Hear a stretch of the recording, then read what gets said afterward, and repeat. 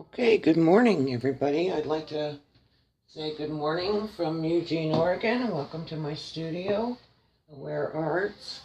My name's Anne. Today we're going to try a flower pour. I've seen a couple of ladies do it on the YouTube, pouring channels, or, many members watch these videos religiously, and so um, we're going to go ahead and try this today. So I'm using Artist Loft acrylic black. I'm using, what is it? Artist Loft's neon orange. And this is Artist Loft's aqua green. And I'm going to try those three colors and see how they look together. I've mixed them with my pouring medium. I told you the recipe for the pouring medium before, but I'll go ahead and go over it again. The pouring medium is 3 parts Elmer's glue all to 1 part water. And then I take that, and with my tube paints, I mix it typically 2 parts. So that's my pouring medium. The Elmer's glue all and water is my pouring medium. And then I mix my pouring medium with my paints at a ratio of 2 parts pouring medium to 1 part paint, depending on the consistency of the paint. If it's a little on the thinner side, I add 3 parts pouring medium to 1 part paint. If it's a little on the thinner side, I add 2 parts pouring medium to 1 part paint. Okay, so now this one's got quite a bit of bubbles in it. As you can see, I used my frother to mix this one because this paint is notorious for leaving clumps, and so I mixed it, and it's been sitting for almost 45 minutes, but it still has just tons. And it doesn't, I see it, there is a little fleck of paint that's not mixed up yet, so I'm gonna have to stir it some more. Apologize for that. I was hoping we could just get to this. Anyway, I have my little the bottom of my soda cup, my soda bottle or water bottle or whatever it is. I took the bottom off, and I'm setting it on a little cup just to raise it up off the canvas, because the cut that I made wasn't exactly square or flat or whatever the word is that you want to use. Anyway, so it wasn't exactly flat, flush cut. So in order to offset the unlevelness of that, and then if you look at the base here, that little, maybe you can see it, that little nub right there isn't flat either. It's off level. It's not level. So if we set it inside the cup, that helps to level it out. This is a canvas I did yesterday. I didn't like the way it, I mean, I love the canvas. I love the way it came out, but it was supposed to be the same the same pour that we're going to do today, except I didn't use blue yesterday. I used gray, and I think that's part of the problem. So we are going to use this neon orange and this aqua green and black. So those are the 3 colors we're going to use. And I'm going to hope that this is pretty well mixed now. And we'll go ahead and get started. I think we'll start with black. Do a little bit of a black base. Probably ought to put my gloves on, but of course no. I think my black might be a little bit thick. I'm going to just go ahead and pour it.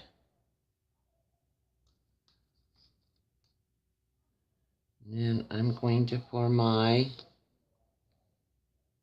aqua green. I'm just going to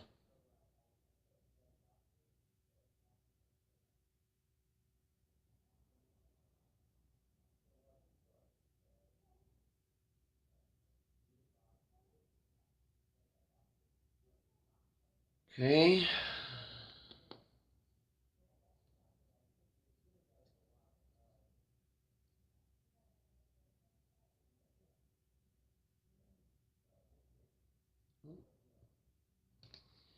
That wasn't what I wanted it to do. You can see how grainy that is. Anyway, it overflowed the ridges on this side here, so we have a huge petal, but this color combination is fantastic.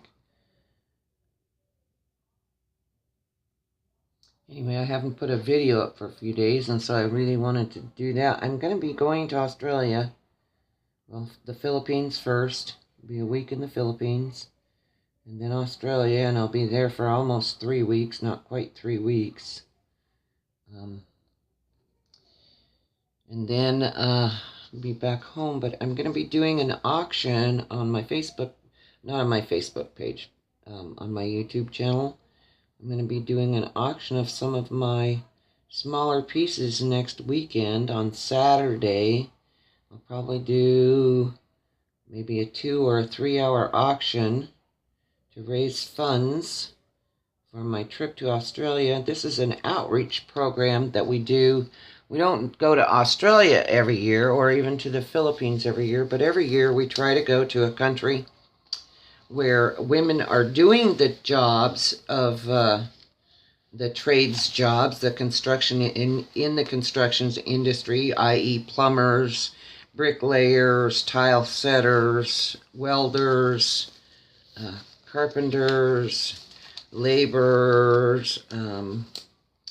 Anyway, some of these countries, these women have been doing these jobs forever and have never been, of course, pay equality is an issue, but also the actual formal education for some of these trades is lacking.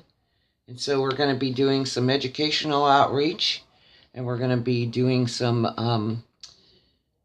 outreach in regard to financial equality, making the same as the brother next to you who's doing the same work. And so I, being retired, have stayed active with the Sisters in the Building Trades. I sit on the executive board of that organization, and it's an international organization. And we've done traditional outreach not last year. I didn't go last year. We went to, but other sisters did last year. They went to India, and they went to Australia last year, and they went to, I can't remember the third country, but the year before that, I went to Costa Rica, and we did outreach there.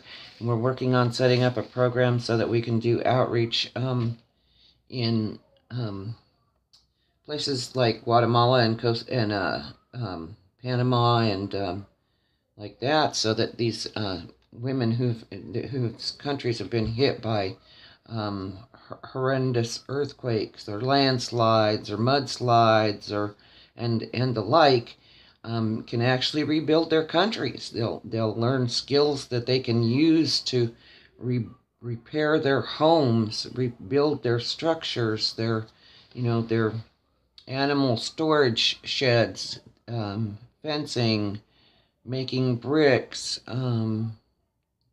laying brick, all of the kinds of things that you would think of as traditional. And of course, running water. Wouldn't that be?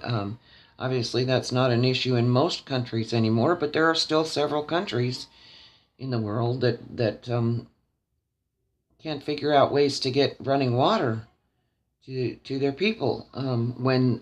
Puerto Rico. Look at Puerto Rico. Running water and electricity, okay? They're we know they're the two most important tools, not electricity per se, but running water. Water is one of the most essential tools to life it is the essential tool for living. So if you can't get water, you can only live without water for 3 days. Anyway, I'm going this year, and I'm paying my own way because there'll be 9 of us going, and I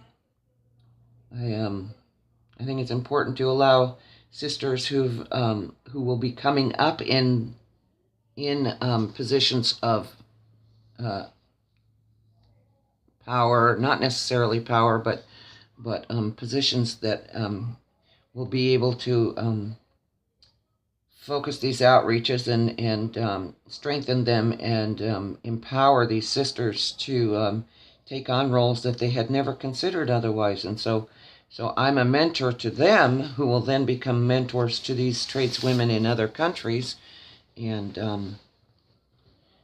I will stay active that way. And anyway, I will be doing an auction to help raise money to go to offset the expenses that I'll be incurring while I'm on this trip to reach out globally. This is a global effort, and we will be doing 2 to 3 countries every year. And I am fortunate enough to participate this year, and it'll probably be my last for a while. Anyway, okay, so I'm liking the way this looks, and I'm loving the color changes, and I'm loving the orange and the black together are just striking, and I'm gonna go ahead and put some more of this turquoise color here because it's just gorgeous. I'm gonna be careful not to fill it so full that it runs over.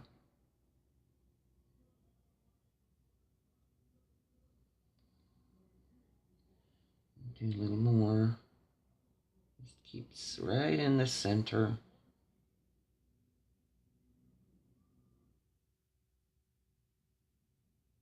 I will say that this technique seems to use quite a bit of paint, which I'm not, I don't know that that's such a good thing. Well, mostly because when you get a lot of paint on the canvas, it tends to want to crack as it dries, and I'm not a big crack as it dries kind of, what's the point?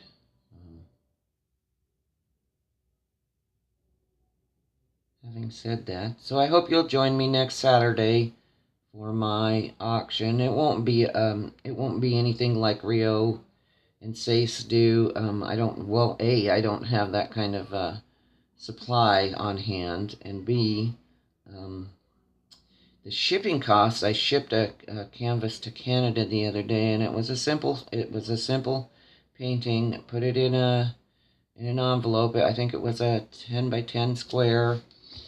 It cost me to send it to Canada $32. So I will ask that you pay shipping, and we will do it through PayPal, and hopefully I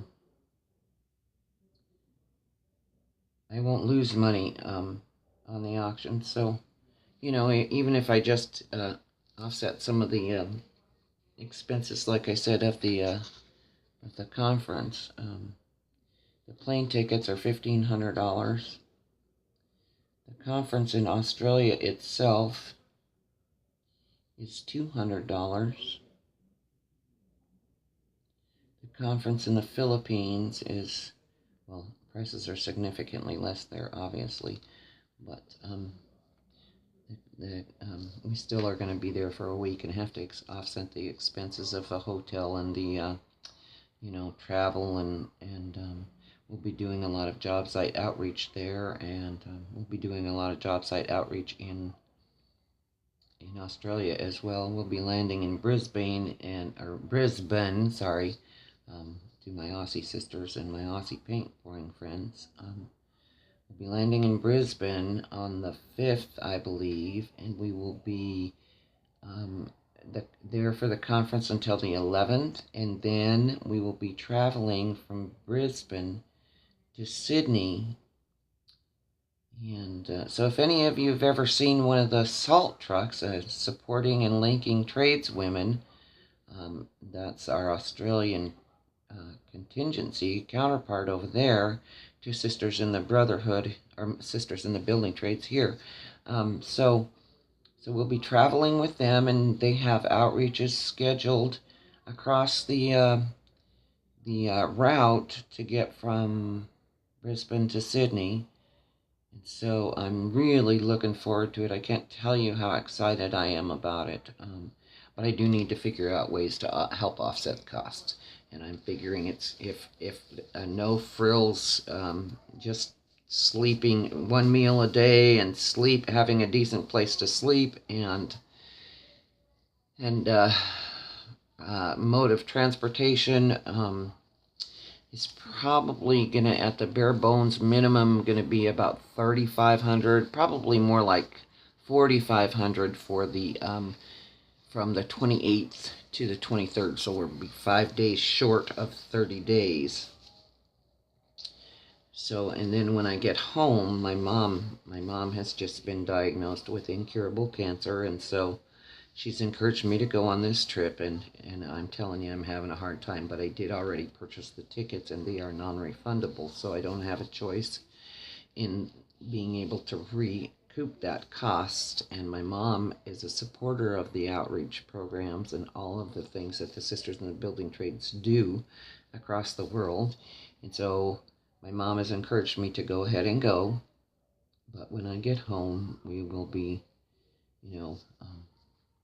dealing with my mom and her final time on earth, and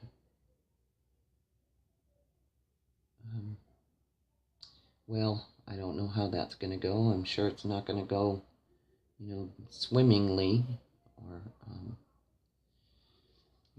we all like to think, oh, we can handle these kinds of things that come our way, and I'll tell you right now that my mother has always been my best friend, even when I didn't like her.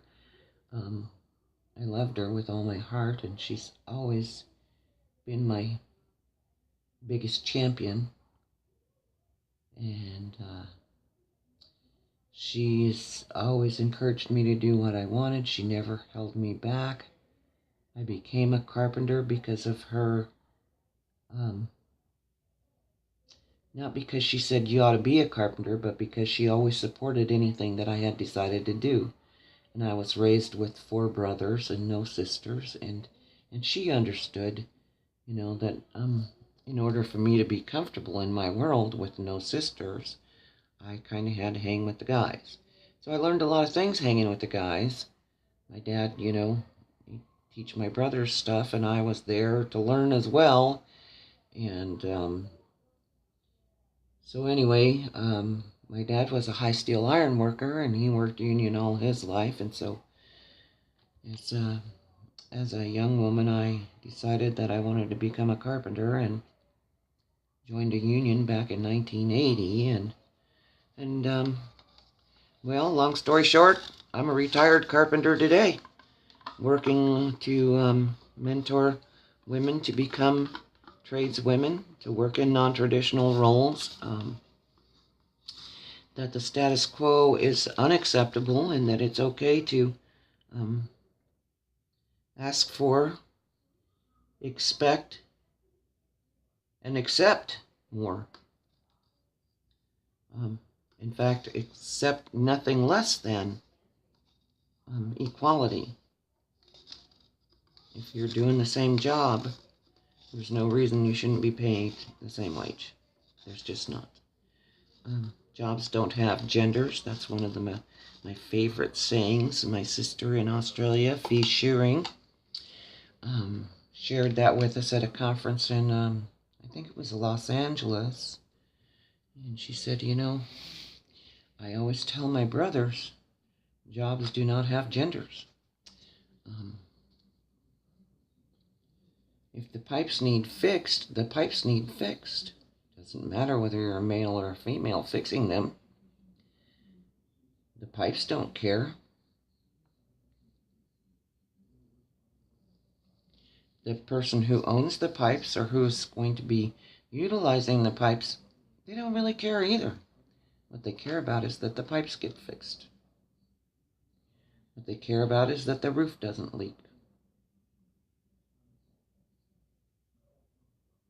What they care about is that the building will stand in a hurricane or a tornado or a mudslide or any kind of a catastrophic event. Mothers care about being able to raise their children safely, financially, provide the needs. Those are the things that are important. Fathers care about those things as well. So anyway, that's my spiel, and I'm sticking to it, and I think this has turned out quite beautiful. So catch me on, I'm going to tilt this a little bit, but I think I'm going to let it drip a little bit more, because watching it drip, I know this sounds funny, but watching it drip is actually kind of beautiful.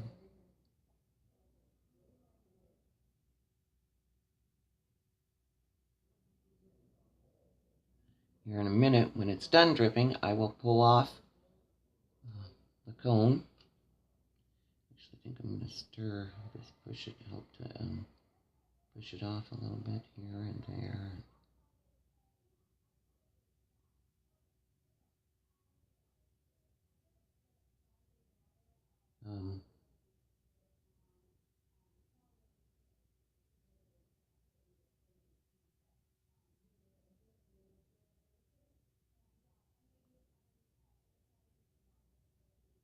See how it's okay, that's enough of that.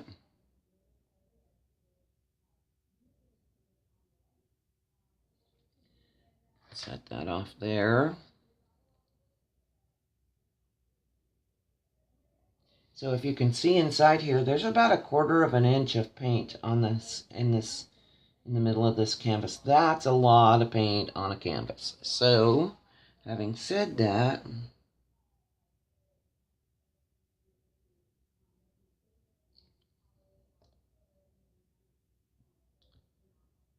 we are going to do some tilting.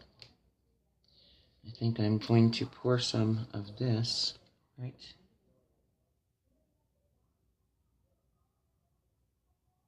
in the center.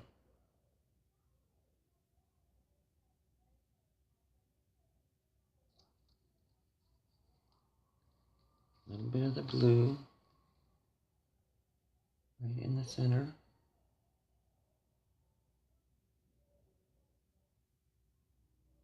Like that. And a couple of drops of the black, although there's a lot of black on there. I just want like that.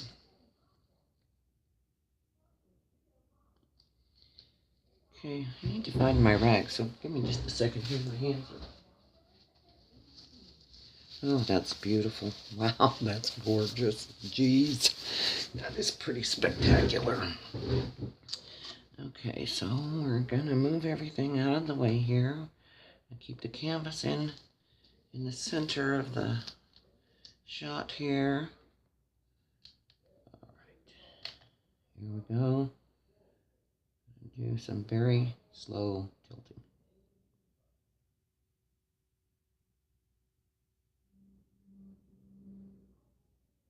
I'm not talking a lot because I'm focused on what I'm doing.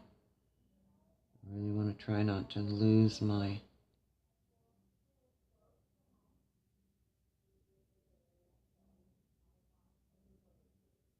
Actually, I think what I'm going to do, I'm going to take my... This is not a skewer, it's more like a nail thing. I'm going to bring this right through the center of that. Wipe my stick off. Bring it right through the center of that one. Right through the center of this one. Right through the center of that one. And right through the center of that one. Okay. Now,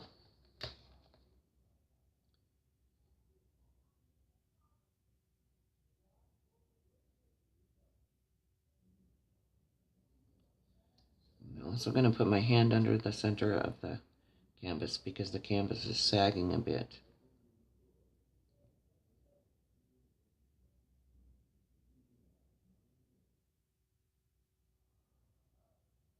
And it is moving slowly.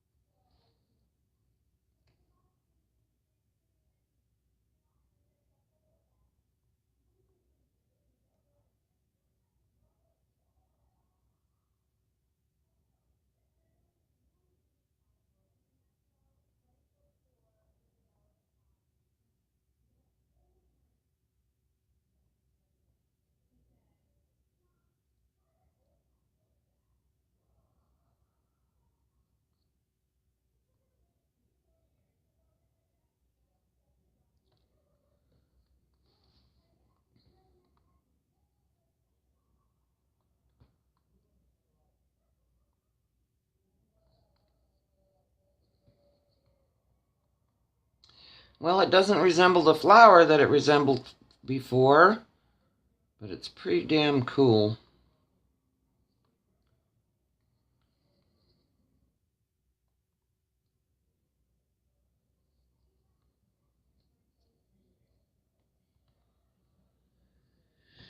Looking for my...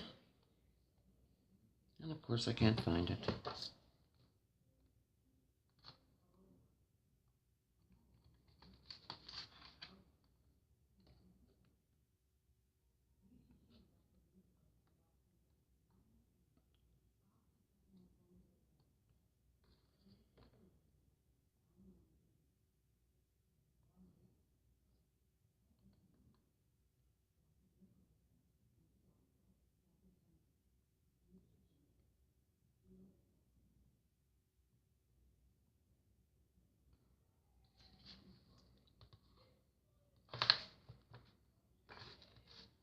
Come on.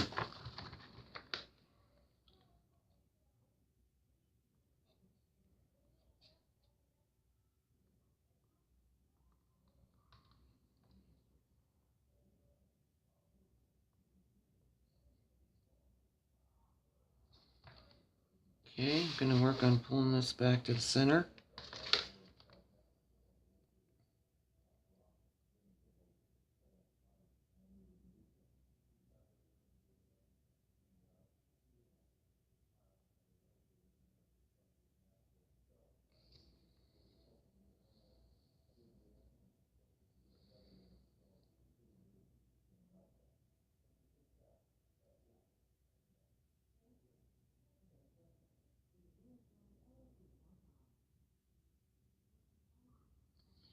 Well, I don't see the flower that,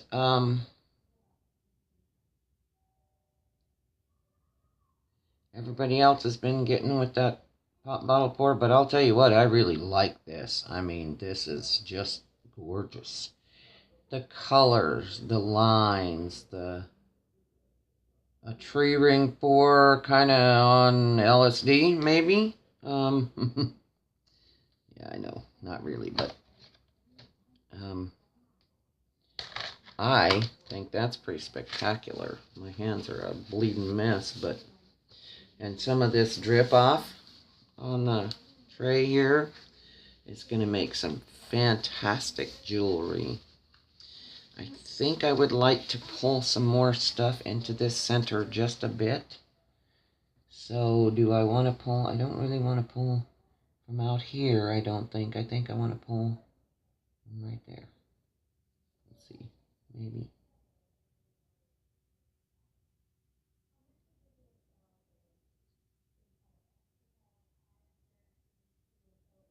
I do want to get a little bit of that black on that one.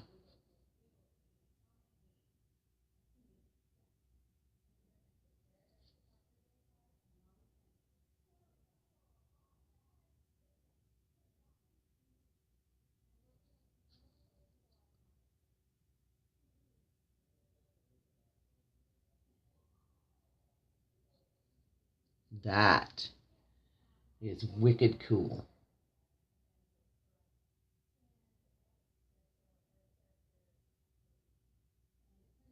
And we're going to call that a day. Dude, that's beautiful.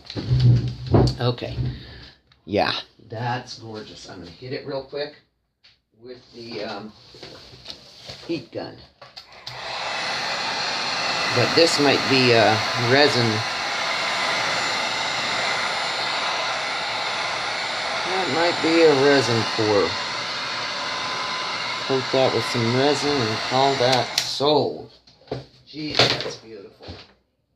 All right, ladies and gentlemen. Well, we didn't make a flower, but we didn't make mud either. Thanks for coming to play in the mud pit with me today. See you next time. Don't forget the auction on Saturday. Not sure, probably around noon for probably 2 or 3 hours, depending on how long it takes. And then I won't be doing much videoing, but I would like to, if anybody is in the Australia, Brisbane to Sydney part of the deal, I'm sure I will be needing a pour by then. So if any of you, my pouring buddies out there, want to hook up, Facebook IM me, or send me a note on this YouTube channel, or send me a note on acrylic pouring addiction, acrylic pouring basics, and Rio, blame it on Rio. So thanks folks, and I'll see you next time.